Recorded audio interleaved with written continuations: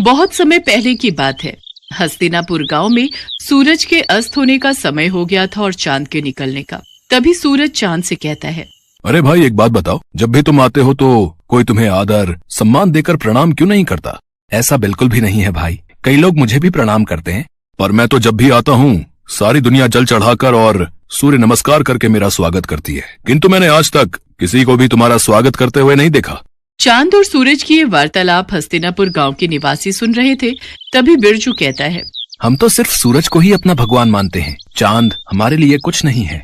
नहीं, ऐसी बात नहीं है। चांद भी हमारे लिए भगवान समान ही है। चांद भी हमें रोशनी देते हैं।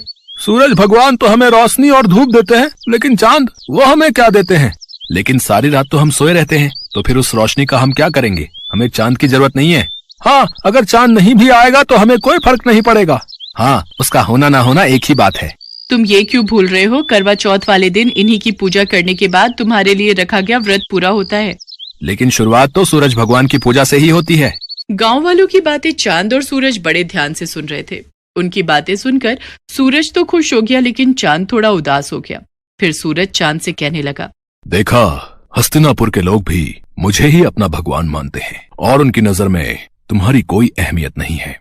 परंतु मैं भी तो इन्हें रोशनी देता हूँ, और अगर मैं ना रहूं तो मेरे बिना इनकी जिंदगी भी अस्त व्यस्त हो जाएगी। ये तुम्हारी गलतफहमी है। इन लोगों को तुम्हारी बिल्कुल भी जरूरत नहीं है। अगर मेरी जरूरत किसी को भी नहीं है तो ठीक है, आज के बाद मैं आऊंगा ही नहीं। इसके बाद चांद वहां से चला जाता है और उसके जाते ही सारे गांव में अंधेरा छा जाता है। वैसे तो आसमान में कुछ सितारे होते हैं, लेकिन उनकी रोशनी ना के बराबर होती है। लेकिन अंधेरा इतना ज्यादा होता है कि किसी को भी कुछ दिखाई नहीं देता। हस्तिनापुर गांव में बुआई का समय शुरू हो गया था, इसीलिए किसानों को सुबह जल्दी उठकर खेतों में जाना होता है। लेकिन चांद के ना होने से बाहर घनघोर अंधेरा होता है। अरे उमा, जल्दी से उठ जाओ, आज खेत की बुआई करने जाना है। जल्दी से उठ जाओ, वरना देर हो गई तो बाहर धूप बहुत तेज हो जाएगी, फिर खेतों में काम करना मुश्किल हो जाएगा। हाँ, बुआई के लिए तो जाना है, पर अभी बाहर बहुत अंधेरा है। आप भी सो जाओ जी, और मुझे भी सोने दो। मुझे लगता है बाहर सुबह होने वाली है, अब हमें चलना चाहिए। वो तो आप सही कह रहे हो जी, पर बाहर इतना अंधेरा है कि हम जाएंगे कैसे? ठीक है, फिर बाद में ही चलते हैं। इसके बाद दोनों सुबह का इंतजार करने लगे। फिर जब सुबह हुई तो दोनों खेतों के लिए निकल पड़े। लेकिन थोड़ी ही देर में सूरज सर पर आ गया और खेत में काम करना मुश्किल हो गया। बहुत गर्मी हो रही है जी, चलो घर चलते हैं, कल सुबह जल्दी आकर काम कर लेंगे। हाँ, तुम सही कह रही हो, इस भयानक गर्मी में तो हालत खराब हो गई। अगले दिन जब दोबारा काम के लिए उठते हैं तो बाहर बहुत अंधेरा होता है, और बाद में जब काम पर जाते हैं तब तक तेज धूप हो जाती है। इस समस्या से परेशान होकर पवन सूरज भगवान से कहता है, हे सूर्यदेव, अगर आप रात को भी उपस्थित रहें तो हमें कभी भी चांद की जरूरत नहीं पड़ेगी और हम केवल आपकी ही पूजा करेंगे। अरे जल्दी से खाना बना दो, मुझे बहुत तेज भूख लगी है, नींद आ रही है, सोना भी है। लेकिन अभी तो दिन हो रहा है जी, क्या अभी से खाना बना दूं? हाँ, मुझे लगता है आज शाम नहीं होगी। तुम जल्दी से खाना बना दो, मुझे बहुत भूख लगी है। अच्छा ठीक है, बना देती हूँ। फिर दोनों खाना खा लेते हैं, लेकिन तब भी रात नहीं होती और दोनों सोने के लिए चले जाते हैं। बहुत गर्मी हो रही है, बिल्कुल भी नींद नहीं आ रही। ऐसा करता हूँ, जाकर नहा लेता हूँ। इसके बाद पवन नहाने चला जाता है।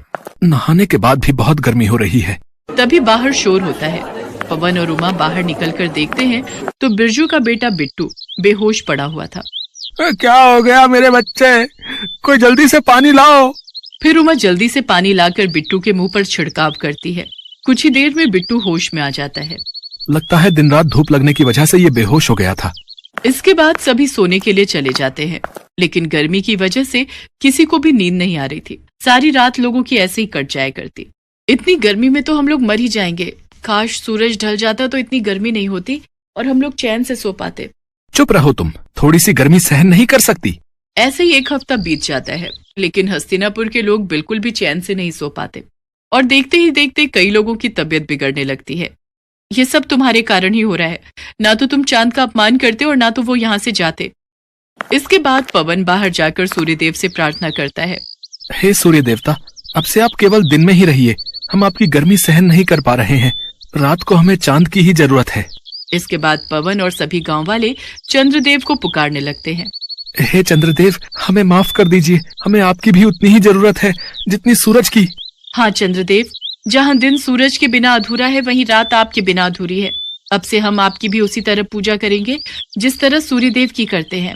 ठीक है, मैं रात में तुम लोगों को रोशनी देने के लिए फिर से उपस्थित रहूंगा।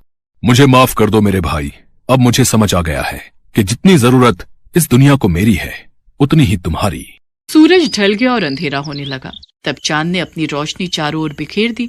इसके बाद सभी गांव वालों ने सर झुकाकर चांद का स्वागत किया और सभी गांव वाले पूरे 1 हफ्ते बाद चैन की नींद सोए।